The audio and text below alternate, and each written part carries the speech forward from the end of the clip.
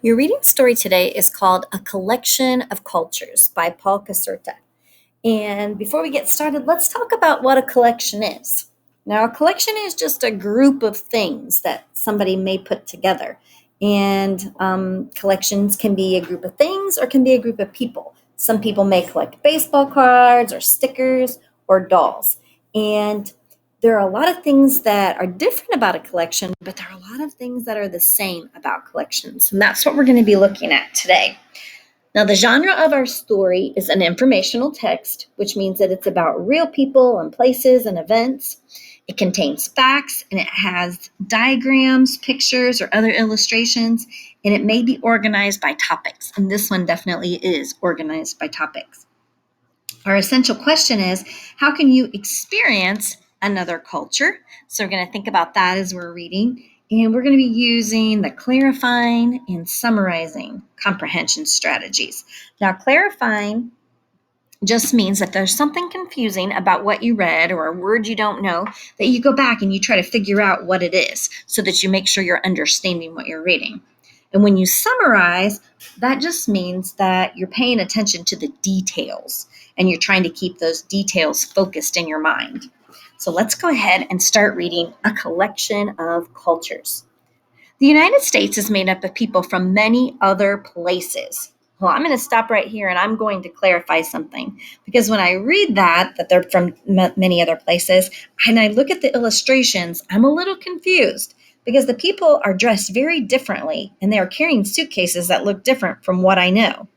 Maybe I'll understand if I read a little bit more.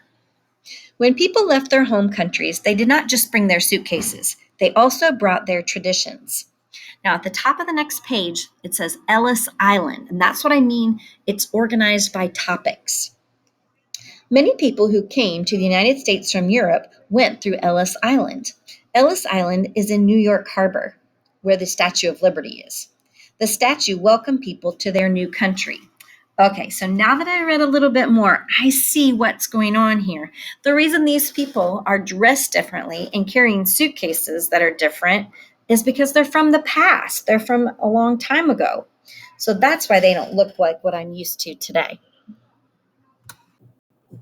All right, this one is called Angel Island. Many people who came to the United States from Asia went through Angel Island. This island is in San Francisco Bay in California. Time to stop and clarify again.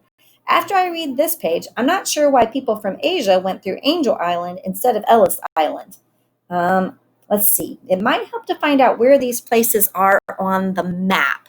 So let's take a quick look here at a map. Here's the United States. Over here is Europe, and they came to New York Harbor, which is right about right there.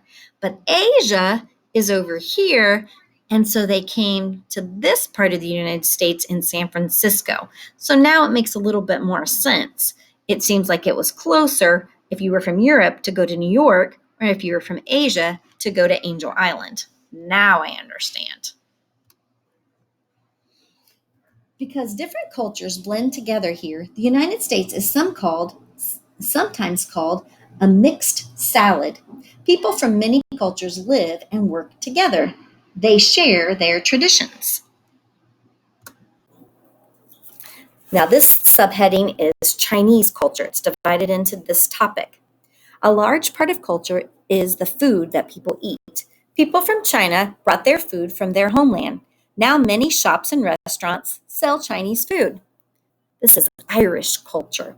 Music is also part of a country's culture.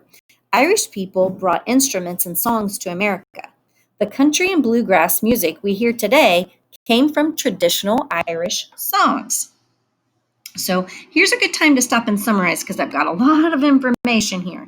So if I'm looking, I can see that we learned that people from China brought their tradition of food, and that now many shops sell Chinese food.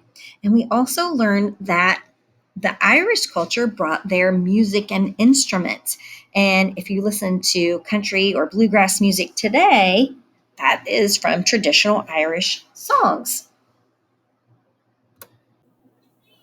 This one is titled Russian Culture.